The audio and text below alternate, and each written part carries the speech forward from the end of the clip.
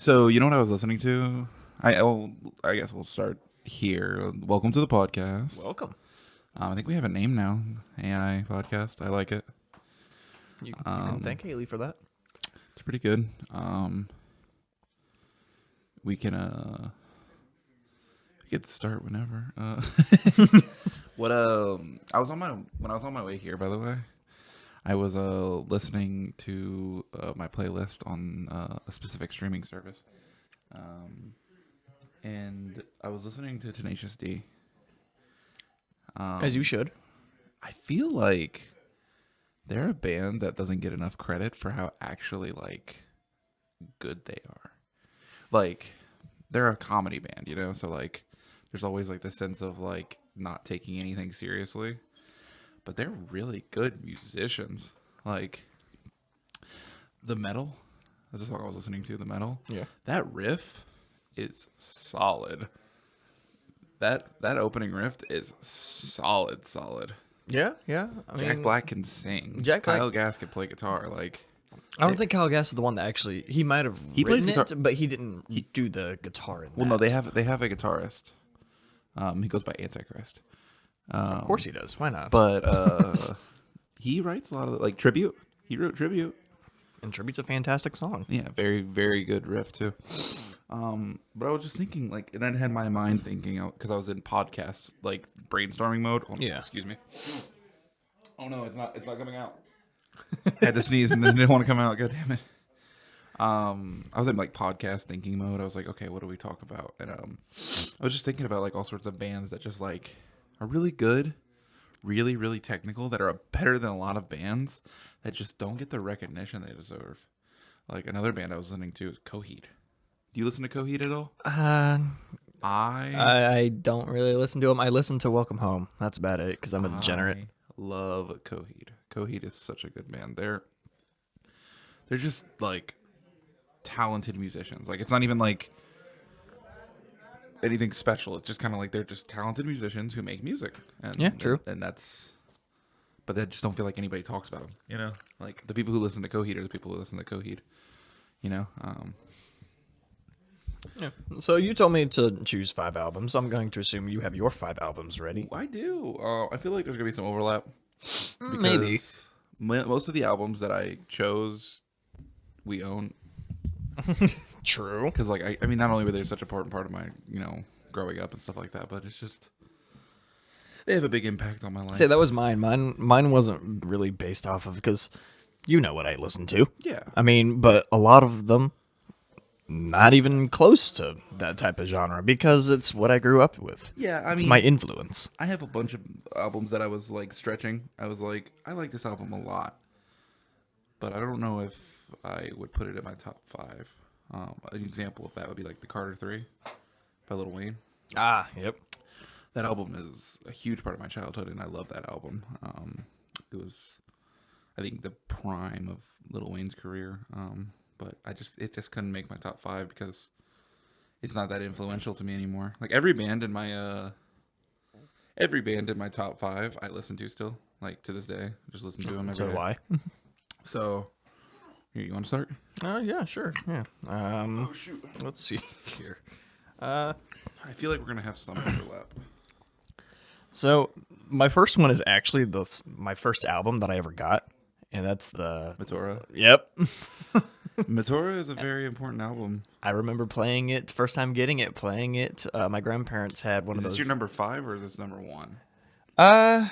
This is probably my number 1 because every time I'm like, man, I need something to listen to. I was gonna go from like 5 to 1. Yeah, well, I just kind of have mine listed, but I mean, honestly, because it is a first for me.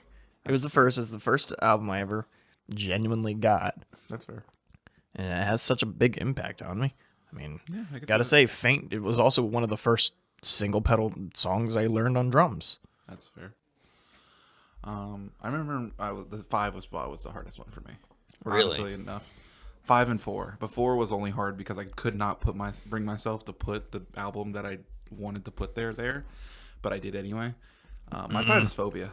Phobia? Breaking Benjamin. Mm. Diary of Jane. So, I'm a Breathe Until degenerate. the End. So anyone that doesn't know me, You like Dear Agony, right? oh yeah, I love Dear Agony. But yeah, anyone that doesn't know me, like, I mean, I'm a creature of habit. Yeah. My thing is that I'll stick on something forever, and it's hard to get me off of that. Yeah. Because I listen, like, I know a whole bunch of songs probably from that album. I don't know that album, and I'm not gonna go out of my way to look I it hadn't up. listened to it till like 2 years ago when I started living with Natalie. When I started living with Natalie, is when I Really? started listening Okay. to Breaking Benjamin a lot. 'Cause that's her favorite band. And that album is really good from start to back. It's just banger after banger. And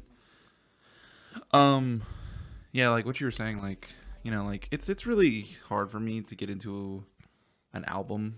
And didn't want to put any greatest hits albums on here because I feel like that's not fair. Oh, by no means are any of mine greatest hits albums. Because then I would have put like Slipknot.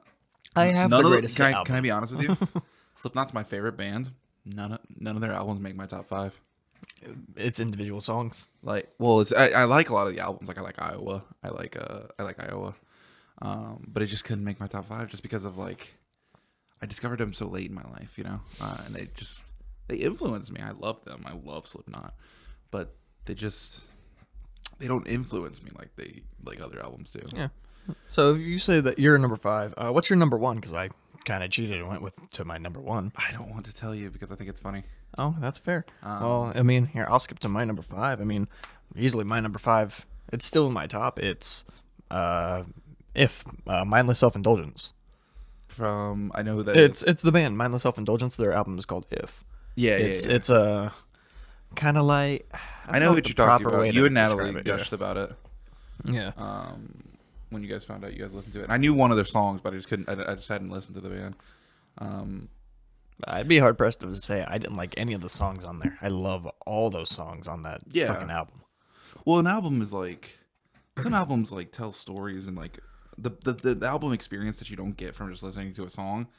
That a lot of songs merge into each other. Like one of my favorite albums that didn't make this list, by the way, is oh my god, Waking the Fallen. Avenged Sevenfold, the album right before the Avenged Sevenfold album, right when they got rid of Andy Six, the album right after they got rid of Andy Six. Good. That album is really good, and every song literally ends into the other song. There's an album that is on my list that does that too, but I don't want to tell you what it is yet. Ooh, I feel special. Ooh. My number 4. This was the one that I thought I'm gonna get crucified for. Hybrid Theory. No, I love Hybrid Theory. It's not in my top. I love Hybrid Theory, love but Hybrid the fact Theory. that it's number 4 and there's one on here that's above that.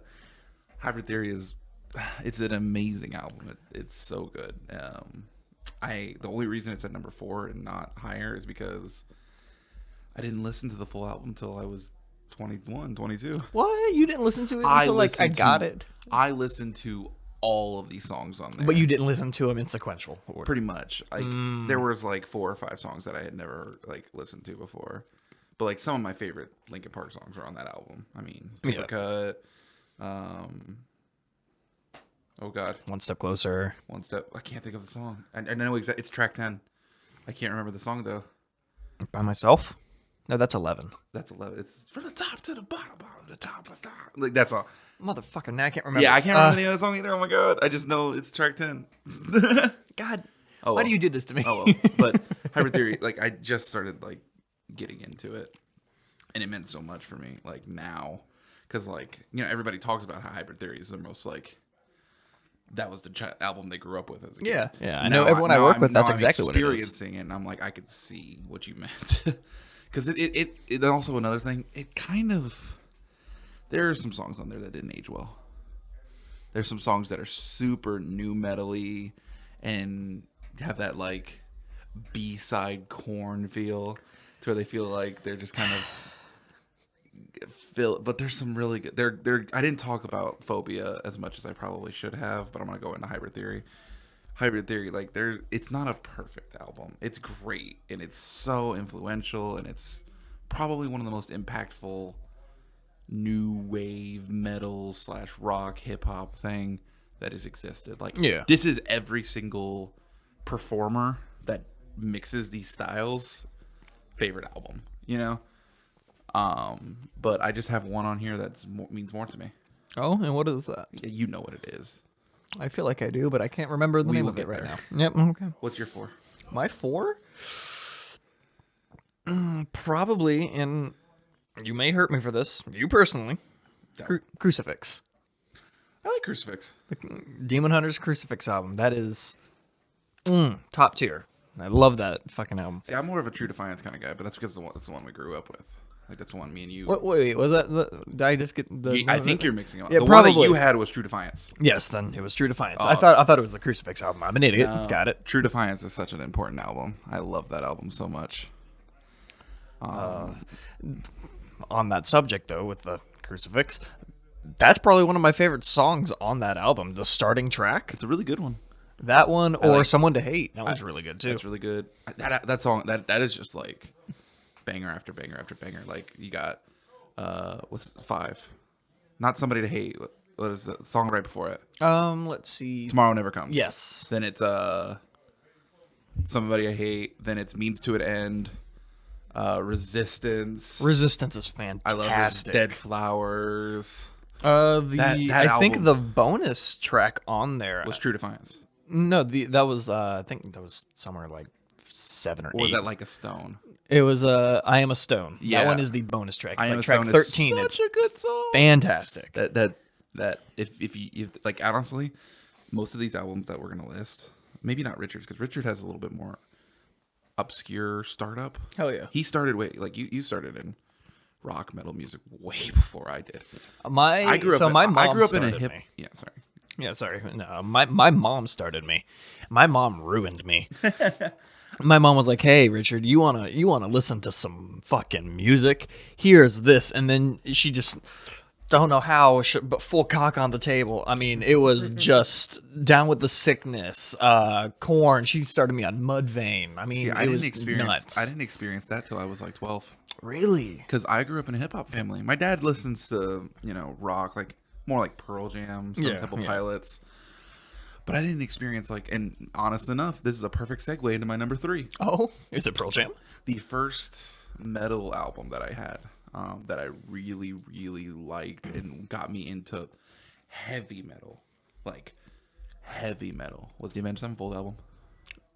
Really? The Avenged Sevenfold album. So the first actual Avenged Sevenfold album I had, I'm pretty sure I've heard majority of the songs on that album, but the first album I owned, and I think you have it now. I could be wrong. It's a White album. Avenged Sevenfold. Is that it? It's got Almost Easy. Yeah. Okay. So yeah.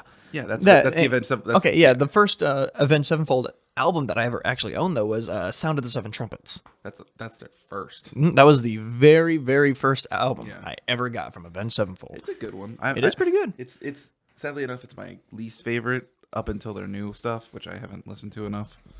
But the Avenged Sevenfold album was like that album that clicked with me with metal. Nothing else clicked. I've been shown this. I like Disturbed, but it was okay. I had been shown System of a Down. At the time, I was like, man, now I like System of a Down. Oh, System of a Down's fantastic. Now I like System of a Down more than Avenged Sevenfold. But when I was a kid, I was like a 12-year-old kid, Avenged Sevenfold just hit. I heard that album and I just did not want to stop listening to that album. It was so good. Gunslinger, Brompton Scream. Cocktail. Scream's my least favorite song. Really, song Scream on that is album. one of my favorites on there. Scream and Almost Easy. Almost Easy is great. And then Little Piece of Heaven. Little Piece of Heaven is an orchestraic masterpiece. Rest in peace, Rev. Yes. Yep. That was the last album that Rev performed on, and he got to write his magnum opus. I actually think that Little Piece of Heaven is Avenged Sevenfold's magnum opus. It's not their best song. It's not nobody's favorite song. It's probably somebody's favorite song. It's probably someone's favorite one. But it's their magnum opus. Yep. That and Afterlife. I always forget Afterlife's on that album, and that's their best song. This is Afterlife is quite true. Afterlife might be their magnum opus. That song is just so Avenged Sevenfold that it's great. And like I said, I grew up in a hip hop household, and I was just being experienced into rock. You want to know how into a hip hop household that I didn't know. When I heard Nirvana come on the radio, I thought that was new. When Smells Like Teen Spirit came on the radio, I thought that was a new song in 2009. Oh man, I ruined you then, didn't I? Oh no, you have shaped me into who I am today. Because now I introduce you to some weird indie shit This that you is- ain't ever even heard of. You're like, I can't even pronounce this. What? It's that weird band that's just a acronym. Yeah. It's like, what the fuck did you show me? But what's your number 3? My number 3 is let's see. Let's make sure I don't screw this name up. See, it's I gotta switch out too because like they're both equal in my opinion. It was rough placing It's- these. it's I knew really, what I really, wanted to put really in my rough. top 5. I didn't. It was rough placing them. So probably number 3 is probably Rise Against their Siren Song of the Counterculture. That's a really good. That's their. That's their I album. think second or third album. That's their It is album. fantastic. That's the one with drones and Yep. stuff like that. Yeah, that album is. I actually was really surprised that I didn't put that or Endgame on there. Endgame is a Endgame Just is good. really good, but I just couldn't put it on my top 5 just because 1, 2, and 3 were guaranteed. Those 3 albums had to be on here. Yep. 4, I knew I was gonna have to argue with whether I put Hybrid Theory there, and then 5 was a hard place to put. Honestly, 5 could be interchanged with Phobia or Endgame, but it's a hard one. It's a hard one. Yep. What about Siren Songs? Well, so are you? So the thing that gets me to this point where the thing that gets me to this point where I really enjoyed Siren Song so much is, again, because I'm a drummer. It was the thing that got me True. into kind of like faster like singles Yeah. because theirs is much more punk based. Yeah, Rise Against is kind of like Because Siren Song also has one of my favorite songs on there, and it's Paper Wings. Paper Wings is so good.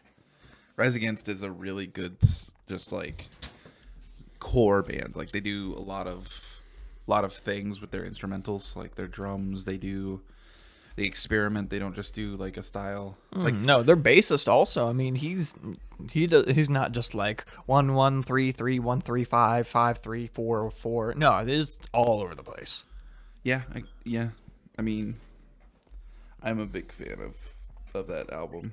I think I like Endgame just a bit more, but that's just because I experienced that one first. Yeah, well, I actually so the way I got introduced to them, and I had to really, really, really think of whether I wanted to put Siren Song of the Counterculture or if I wanted to throw Life Starts Now from 3 Days Grace on there.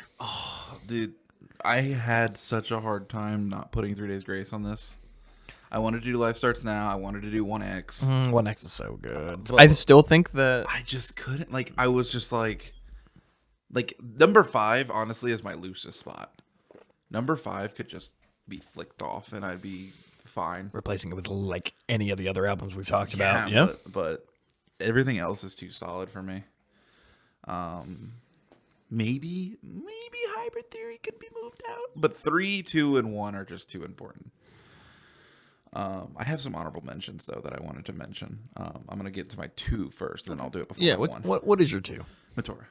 Of course, there it is. There it is. Matora is such an important album. Me and Richard have one thing in common when it comes to our childhood, and that was our first album that we ever owned. And man, I just felt like such an angsty child listening to the Matora album. But it's one of those things that, like, as a kid, I remember having good fond memories of it. I love that album, right? And then I don't know why in high school, like the beginning part of high school, I thought it was edgy to like Linkin Park. So I didn't stop liking Linkin Park, but I just kind of stopped listening to them. Publicly, you're like, please don't execute me. And then now that I'm an adult and I don't give a fuck, like, listen to Linkin Park, pick an album. Any of them are good. Yep. Even their worst albums are their good albums. Like A Thousand Suns is listed as their worst, but it's got some of their best songs on there, like Messenger, Catalyst is Waiting for really, the End really to Come. good. Like, all those songs on that album, like, it's really funny that, like, Linkin Park had this stigma for a long time. Linkin Park was kind of like the scapegoat, kind of like how Nickelback is, where like they kind of got the front end of like the new metal era. Like Korn and Slipknot were allowed to exist because Linkin Park took all the bad publicity from new metal, which is really funny because I think Linkin Park was definitely the most experimental out of all 3 of those bands. I think they were also the most successful. I mean, To an extent, I'd say it's between Linkin Park and Slipknot, because Slipknot is, ironically enough, kind of bigger in international. Like there's a lot of Yeah, I guess. like, like I mean, you got to think of like Finland and Sweden and stuff like that. Like they listen to metal. Like that's their pop. You know, like they don't have Katy Perry on the billboards. They have fucking Thank God. I mean, they what? have fucking Judas Priest and Megadeth on their red carpets. You know, Yeah, yeah. like they have those are their rock stars. You know, but yeah, I get into my number two. That album is the album that I was referring to when I said like every song merges into itself. It does. It really And it does does. so flawlessly. And you know what's really funny about that album? All the hits on there I don't even listen to anymore. Like Somewhere I Belong, Faint, Oh, Faint. Breaking the I have to listen to Breaking the Habit. But like now that I've got the album again and I'm listening to it, it's all the tracks that you forgot about. Yeah, it is. Like oh my god, I don't know. I'm not good at names. I just put the album in and just listen to it. But I like, have it in my car, and I couldn't Same. tell you any of the other songs. I can't tell you the names of them, but like that's one of those albums that I'd say just don't take my word for it. Listen to it. Just listen to it. It's so good. Just dead brain, just be like, It's also music. aged really well. It has. It's really not of like any era. It kind of just like fits multiple different eras and different, sounds, and it just fits really well. I'd say the only song that doesn't age really well is the worst song on the album, and it's track 5. I forget what it's Man, you called. are stretching my brain, man. But that's probably the worst song on the album. I really want to do a series. I think we've talked about it before, but I'm not going to explain it much on the podcast. But we'll talk about it after this, and I want to try to make it into a series, Okay. Yeah. which would be really fun, and it'd actually be a good segue into the next podcast that Yeah. we do. Yeah. I'm like 99% sure I know exactly what you're talking about. But I just don't want to explain it over a podcast because I don't want to get my idea stolen. Because we got 50 views on our last I know. podcast. I was so proud. Oh my god, bro! Listened back to it. I was so proud of how it came out. Even if we didn't have any views, I was so proud of how that came out. But I'm glad like people are actually enjoying these podcasts. Yeah. Yeah. If you saw Brandon, one of the people we went to school with, I mean, I was surprised that he even was like, "Yo, I'm still here." Yeah. Well, I even had like Riley's friends, like Isaiah. Yeah. Zaya was listening to the podcast. Like, I have people like that are close to my family listening to this podcast and saying they enjoy it. So like, I really, really am proud of this and want to put it out there. Yeah. So what's your number 2? I know anyone who actually listens to what I listen to is going to give me a hell of a lot of flack. You'll probably give me flack. Any of my coworkers will probably give me flack. Someday Came Suddenly, Attack. Bro, you're allowed to like Attack, bro. Give me my crab people. I'd say like, you have shown me Attack, and it's not my thing, but I understand it. Okay. I can understand that Someday Came Suddenly is people's lowest album. It is easily everyone's lowest.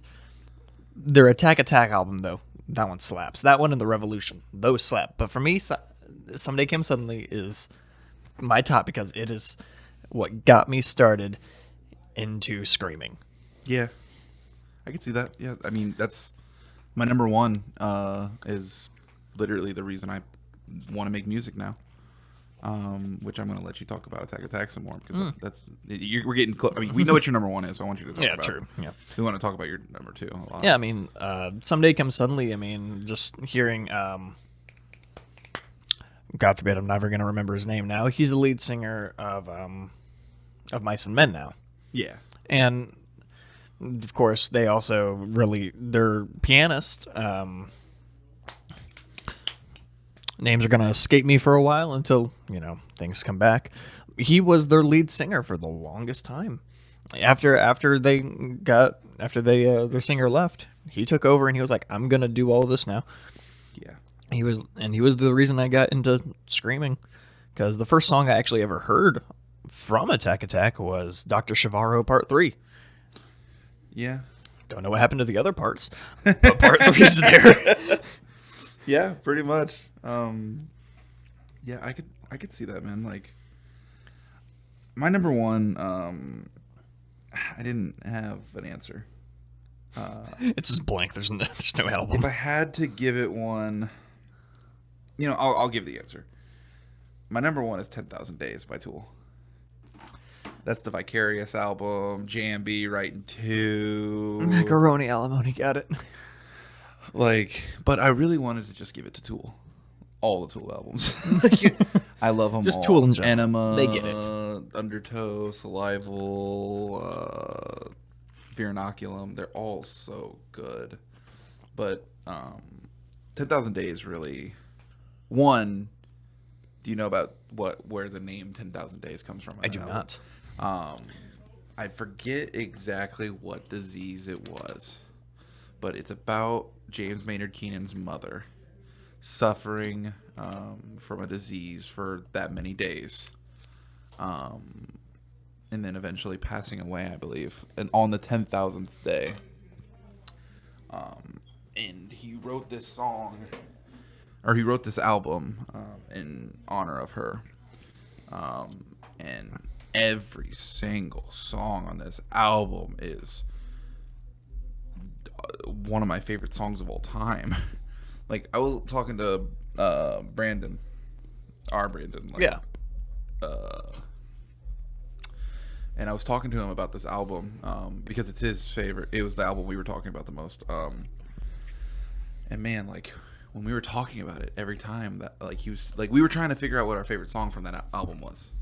And every time I was like, Vicarious. I love Vicarious. He was like, but like Right in Two, though. And I'm like, oh, but Right in Two, though. And he's like, Jambi. Jambi. The Pot.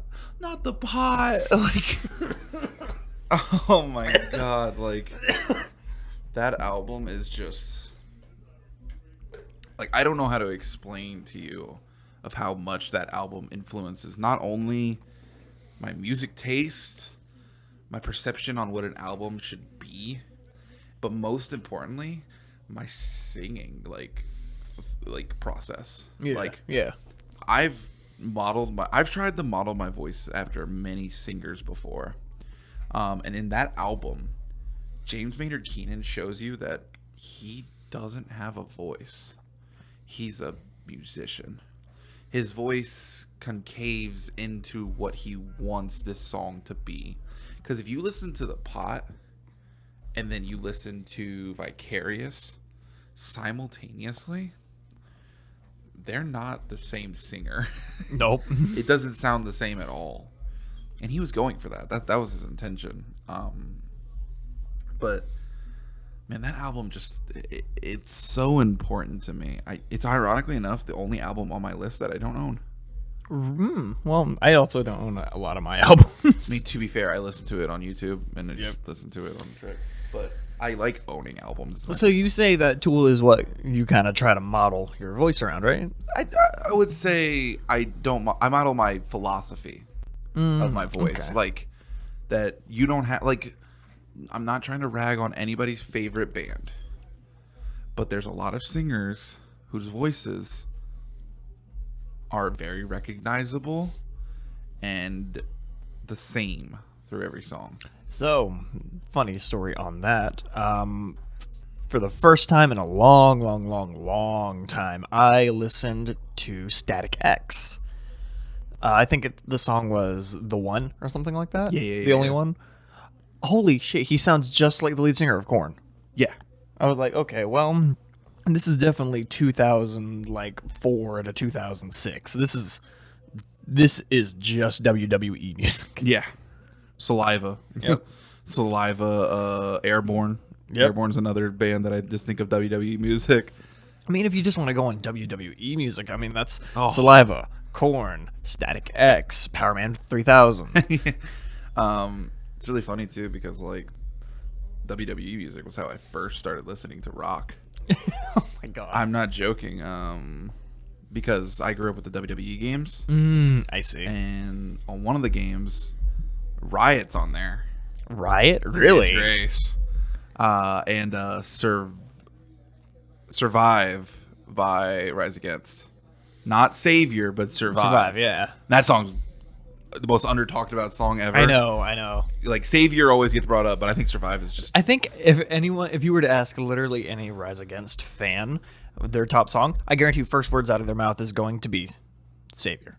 For no reason. Well, other than the I fact don't know that about Rise Against fan. If I had to tell you, if I came up to you on the street and was like, name a Rise Against song, it'd be Savior. Savior, yeah. Savior or Help Is on the Way Yeah, or, Make or It Stop. Satellites. Make It Stop. Yeah. Satellites. Anything from like Bro, their new album. I'm just sitting here like thinking about, like, since I'm a huge Rise Against fan, despite not putting any of their albums on my top Man, 5 you list, are a genius, my guy. I really love Rise Against. Like, I'm just sitting here like naming all the songs I love off of my head, and I'm just like, how did they not make my list? If we were doing like a greatest, like, just bands like culminated in songs, they might make my top 5. Yep. But like Slipknot would be probably number 2 for me. Tool would be number 1, obviously. I think that was pretty well established since I wanted to put all their albums at number 1. Yeah. I'd say Tool, then like Slipknot, then probably Linkin Park, then maybe Breaking Benjamin, then Rise Against. But but like that's the problem with bands. Is like I'm missing out on so many bands that really matter to me. Like, you know, like I'm leaving out 3 Days Grace, which Pain was the first rock song I ever listened to. Ooh. Like not like, you know, I watched Iron Man 1, so I'd heard Back in Black and stuff like that. But I mean, like, a rock song that I had listened to and I was like, I like this song, you know? Yeah. Pain. And like, here's the thing, like, when you grow up in like kind of like a hip hop household, quote, you kind of like get this stigma of what rock is. So I automatically assumed that We Sacrifice Babies. well, no, not that. Like, what was the singer's name? I forget his name. It's Adam something, right? For 3 Days Grace. Oh god, yeah. I forget. Okay. I automatically assumed like Rolling Stones, long hair, you know, like floral shirts. Yep. You know, like just like the 80s, 80s power band, you know, that's what I imagined from a rock band in 2005. As you should. Because I had no idea. Like, when you're a kid, you don't have any perception of how long a song has been out or how long it is, you know, how long it's been, you know, in the world or what era it's from. To me, I thought Welcome to the Jungle came out this year when I was a kid. You know, like I thought Smells Like Teen Spirit had been out, you know, for maybe a week or two. You know, like, so like it was so hard for me to understand that. So it wasn't until like I was like 12 or so that I was starting to get into the knowledge and learning about my basis for how rock works and how like music worked at the time. Yeah. So like it was very important for me that these early albums like Meteora and Events Unfold, it was really important for me to have these albums in my life because it shaped my knowledge of what, you know, music was. I think it's very telling of my music taste now that the music taste I listened to a long time ago. Because my best friend as a kid, he listened to his family was obsessed with Tool. The day the 10,000 Days album came out, they were in line at a music store, which, for those of you who don't know, those used to exist. For those of you anywhere under the age of 20. They were first in line to get that album, and man, we would sit in their living room and just listen to it. First off, it felt like a cult. Because as a kid, you know, you don't understand the nuance of Tool songs. Because Tool songs are like Dream Theater songs. They last 8 minutes, and they're droney, and they're rhythmic, and they're kind of like they're made for people who want to take shrooms in a woods, of course, and hear it from a distance. I mean, have you never played any of the Guitar Hero games? Anytime there was a Tool song, it was a different setting. World Tour, they had like they did the Tool showcase. Yep. And it was just literally an acid trip. Yep. The way it should be. Yeah, and you know what's funny too is that like as a kid I would play that's kind of where I started listening to Tool beyond the albums they had. When I played that as a kid, I felt like it lasted forever because it's Schism, Lateralis, and then it's Schism, Parable, and then Vicarious. Yes, Those 3 songs are pretty long, but not the longest they have. No, God no. But it felt like forever because it's droney and the riffs last for a while. You know, like. But now as I listen to them, like I'm like, this is just a song. Like I know all the words, I know all the beats and pickups and stuff like that. So like now it feels so much shorter. So it's like I feel like a big part of like time as a kid is like knowing things. Like if you know what's gonna happen, like me, I mean, like I drive my fiance to work every day, pretty much. Yeah. That drive feels like it takes forever because I do it every day, right? So I know how long it's supposed to take. So any stop or anything like that. It feels like it added 8 minutes onto it. But that was like our favorite albums. Man, I don't know. Do you have like favorite songs? Oh, Oh God, I opened up a can of worms I can't close. That's something that can't be answered. Because, Yeah, there's too many, honestly. well, it's not only that, but it's just like mood dependent. Like there's some songs that make me really sad, and like when I'm feeling down and I want to hear to kind of like keep me in that mood or something like that. And there's some songs where it's just kind of like, I like there's some songs that I don't even like that I listen to and I like, like music is not something that you perceive on a basis of understanding is a way I should say It's it. more of a feeling, honestly. Yeah, like objectively, can I tell you my favorite song? Go for it. Probably. Objectively, my favorite song is probably Vicarious by Tool. Okay. Objectively, just like everything that's put together by this song. But then like you can tell me like Bohemian Rhapsody, and I'm like, objectively, like from a critic's point of view, that's my favorite song, just because of how important that song is and how influential that song is. Like when they made the Queen album or movie, they named it after this song. They did. Like it's that important. So like subjectively, there's not an answer to what's my favorite song, because hell, I don't even know if I can remember it. Like in a week or so, I might not have listened to it. Like you could find me 2 years from now, and I might have listened to my favorite song twice. In 2 years. True. Yeah. Does that make it my favorite song? Maybe. Does that mean it's my favorite song at this moment? No. Like, you want to know my favorite song right now? Bury the Light by Casey Edwards. Really? The Virgil's theme from Devil May Cry 5. Yeah. Yeah. That song is gorgeous, like top to bottom. Bottom top. Beautiful song. Gonna bring that up. Good sequitur there. But like, you know who Casey Edwards is, right? Yeah. Yeah. Yeah, he's one of the Mick Gordon guys. Those two make beautiful game music. Which is funny because like, God, I don't know when it started, but I mean, it was Mick Gordon that started it. But like, when did it start where like video game music composers were like celebrities? Like Mick Gordon, Casey Edwards. I don't know. You got to realize Mick Gordon didn't like he did work before Doom and everything, but he wasn't like huge star until 2016 Doom. He did KI. KI kind of put him on the map too. That's how he got to do. I mean, he also did Thief. He did do Thief. He did the soundtrack for Thief. I forgot that game existed. It does. But like, like when I think of like composers, I mean, there's one that's super important to me is Yoko Shimomura.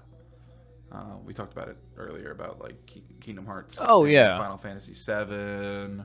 Pretty much any video game from Square Enix that you could think of. That's in Street Fighter 2. She did all the themes. It's like Guile's theme, the Street Fighter theme. Yeah. All like she did any video game that you could think is influential for its music. Yoko Shimomura did. Yeah. She's so important to video game music that it's insane. And like, I don't know, it just kind of feels like Toby Fox. Undertale came out. Yeah. And, like a while ago. It Oh actually, God, it came out forever ago. 6 years ago. Was it 6? I thought it was longer. It feels like it's been around for a long time. It feels like it's been around forever. It either was 2015 or 2014. I think it was 15. But now that you're saying it, Yeah. now I feel like a terrible human Undertale being. feels like it's been out forever. But Well, I mean, you want to know why? We were in high school. yeah. And like, I mean, high school was forever ago, but it wasn't forever ago, Like, it's kind of a weird feeling like that. But, like Toby Fox was a composer for Homestuck. And then he made his own game centered around the music, really. And it's debatable on whether the music catapulted its popularity or if it was just the game's idea. No offense to anybody, but the Tumblr bait,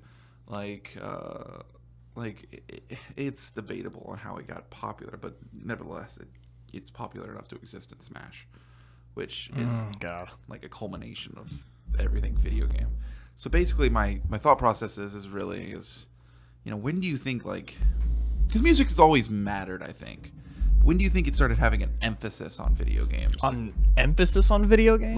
Because I feel like a while ago when I was maybe beginning in high school, music really wasn't what we brought up, But now every time people talk about video games, they're like, all the music in this game is amazing. The music is why you play this game. Like me, I want Metal Gear Rising. I want Raiden in Smash from Metal Gear Rising exclusively for the music. theme. Yep. I wouldn't even care if they didn't put Raiden in. They just put Metal Gear Rising music in. I want Stranger I Remain in, Rules of Nature, Survival of the Fittest. Just those songs are amazing. And No, because then you'll be unstoppable, and I have Dodoria. yeah, I need something to hit. You're too jumpy. that game gets so, that game doesn't get like it's a meme. That game is literally about memes. That's a game we should play. Son. That's a game we should play on here Heck yeah. because have you ever played it? I have not. No. Oh my god. Literally the only thing I know from that is you can turn people into mincemeat and nanomachines, son. Pretty much. Also, The governor of Colorado or whatever the there's fuck. a character who literally uses memes to disguise the masses, and he openly says the word memes. Okay. It Tune in next time when we What are we at right now? Oh, well, we're only at 40. Yeah, I kind of want to make sure it's an hour. Oh, yeah, definitely. I don't want to cut it out here. Oh, I just yeah, wanted God, to- no. But I think it's kind of important to look at video games kind of objectively through the music that they use, and kind of realize very quickly that music is such an important part of life. Well, you want a good example of just the impact of adding music to something? Killing Floor. Yeah, Take Killing Floor, for example. Turn off all the music. It's just gunshots and slow-mo. yeah. Turn on the music. All of a sudden now you're killing things to Demon Hunter and Fit for a King Yeah, and you could say that about a lot of games. So a lot of games are just their music. What's a really good game that kind of is defined by? Other than the ones we talked about, Doom and Devil May Cry, well, those are the ones that give you the power. They're Oh, wow, those are- the sense those of are power the ones. power fantasy games. I can't believe. But if you want to talk about just influential, take Mario for example. The underwater levels when you start Yeah. running out of time, that's just stressful. Or that's Sonic. Sonic. That's Sorry. Yeah. Yeah, that sound. As a kid, you understood exactly what that sound meant. No one had to explain to me what's that sound. I could guess the peril of the situation. I need to not It's be in not water. good. Yeah, I think video games has always mattered, but I just feel it's kind of now as adults we're kind of looking at it more subjectively, and just kind of looking at it through a lens how important it was as a kid. You know what I mean? The old Mortal Kombat theme is so 80s. It hurts, but it's also really good. Well, then we had the movie, and then that brought us That that. was so good though. It was super techno-y. Yeah. And, the soundtrack for that movie was really good. I don't want to talk about Mortal Kombat movie. No, again. we're not doing that again. Watch our third podcast. There's a link. But the idea that because it was something I was thinking about all week this week about video game music. I was just kind of thinking about it. Think about how influential it is in certain things like League. League of Legends is a game that a lot of people know exist, but know more for its music than its actual it's random cinematic music videos than its actual game. Yeah, I can. I see that. KDA blew up. People know what KDA is now. They don't even know what characters in League of Legends they represent. They just know what KDA is. I'm an Akali one trick. You can flame me all you want. I don't care. I'm an Akali one trick, right? And when those skins came out, I was like, this is going to encourage a lot of people to play the game. And instead of doing that, all it did was just create this subculture for the game, to where now they're creating characters based on this subculture rather than rather than making the game influence the subculture. You know what I mean? Yeah. They made a character called Seraphine, who literally's entire character arc, they gave her a in-game lore, but it's stupid.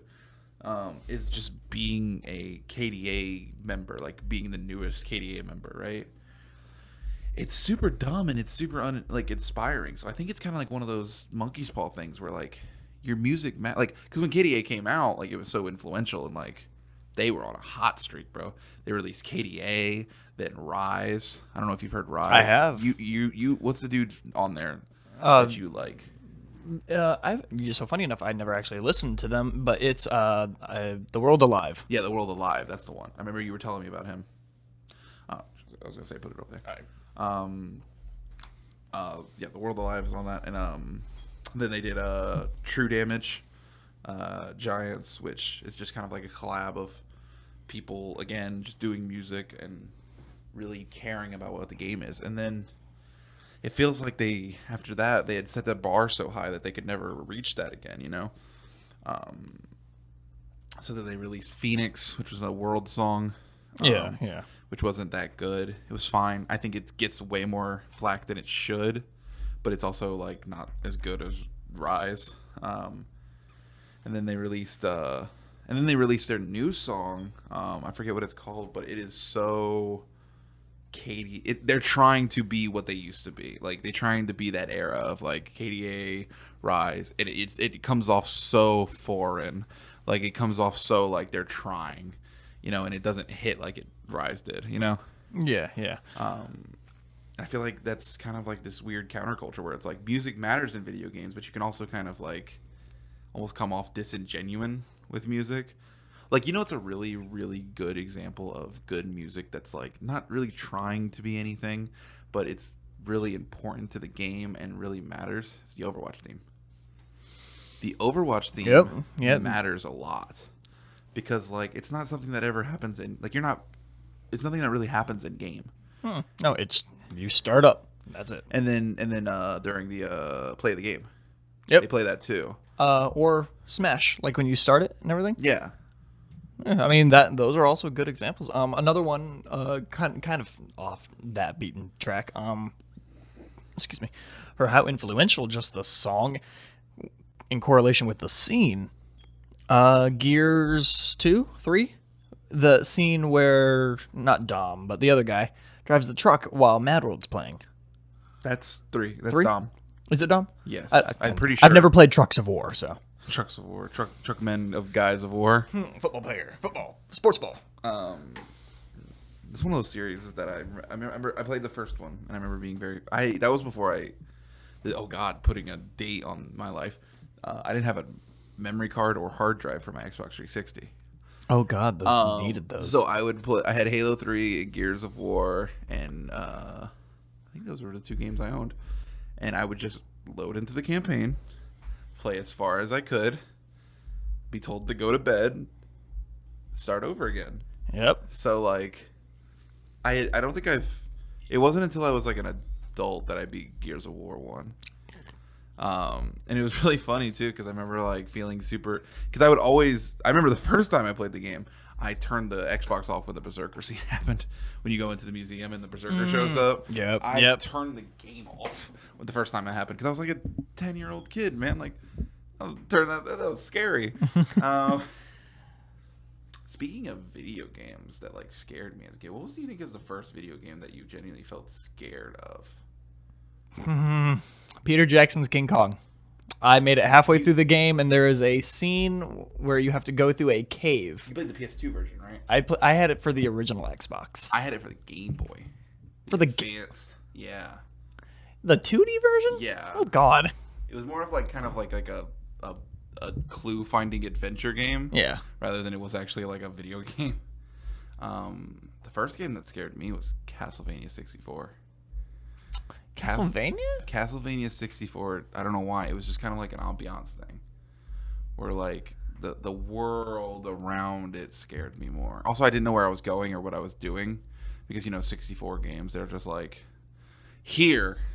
Like, they're like, in that era of video games, there was 2 different types of games. There was the games that didn't tell you anything. And the games that gave you everything. And then there was games that held your hand the whole time. Like Mario 64. Mario 64 is one of the most handheld games in the world. And it honestly creates a detriment to the video game because like it tries to help you with the camera and the camera sucks.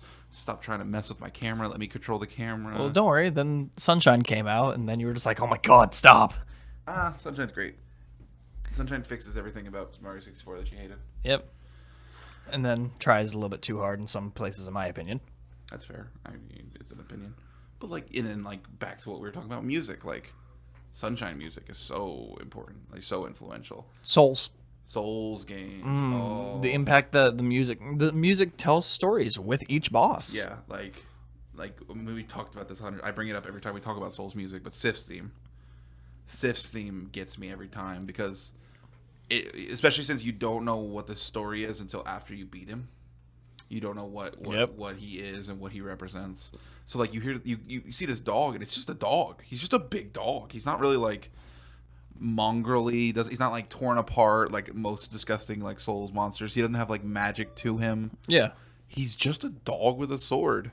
Like, and you're like, okay, it's a dog with a sword. Kind of boring, kind of. It's cool, but it's kind of uncreative almost. Yeah, if you're not paying attention, you also can't realize what sword it is. Well, you wouldn't know what sword it is until after you beat him, because that's when all the like story starts telling you who Artorias was. Yeah. And then once you figure out who it is, like Dark Souls' story is really well told through music and New Game Plus, because fighting Sif for the first time, you're like, oh, it's a dog with a sword. Neat. That was a cool fight. He's really fun to fight against. That's fun. And then you play him the second time after you figure out about Artorias and discover about him in the abyss and losing Sif and stuff like that. You come back and that music starts playing again and you start crying. I remember I almost cried when that music started up again. That's the swelling of the violin crescendo at the beginning of that song. Yes. And as he shows up, as he gets up and he picks up the sword, like all of that weight of the situation and what happened to these two characters, you kind of just take a deep breath and you're like, I don't want to kill this dog. Another one. I know you say that you've played Bloodborne. Have you beaten it? I know the ending. Yes. Did you do any of the DLC? No, I haven't at all. So the Old Hunters DLC, which I will gladly make you play. And then you can cry when you get to for the life of me, I cannot remember his name because names are hard. But he is the introduction to the Moonlight Greatsword. Oh, I know who you're talking about. Oh God, I know who you're talking about. Mm-hmm. I know about the DLC because I know about like Ludwig. Holy Blade Ludwig. Yeah, and then but his transformation scene. I don't know about the DLC, and then literally my favorite Soulsborne character ever is Lady Maria. She's just Gehrman with tits. Kinda. She has the sister plot going on and stuff like that, and she needs her own game. She needs her own standalone game. She'd be so cool. She needed just her own DLC. I'd be fine with just her own DLC. Yeah, like that's kind of the sad part about Souls games is that they really want to pack so many stories in it that a lot of the stories don't get nearly as much credit and dessert or in stuff like Osiris in Dark Souls 3. Yep. He needed more story. Because he's an optional boss. Yeah, he's an optional boss, but he's also really, really like fleshed out. Well, that's where Dark Souls comes in, because like all the weapon descriptions. Yeah, that's where their story is. Yeah, especially with all the side bosses, like Osiris. If I remember correctly, what you do is all the items that you find, like over at the garden, there's two ninja sets that you can find, and each ninja set tells you that they were assassins sent to go and kill Osiris. But Osiris had already been consumed by the darkness and the abyss, and he had turned himself into a dragon in success to try to turn himself into Seath. Yeah. Because he's trying to follow Seath's views and Oculus's to try to be magic. What's really funny, too, is that I think the best story-based character, like the character that we get the best story arc from, is Solaire.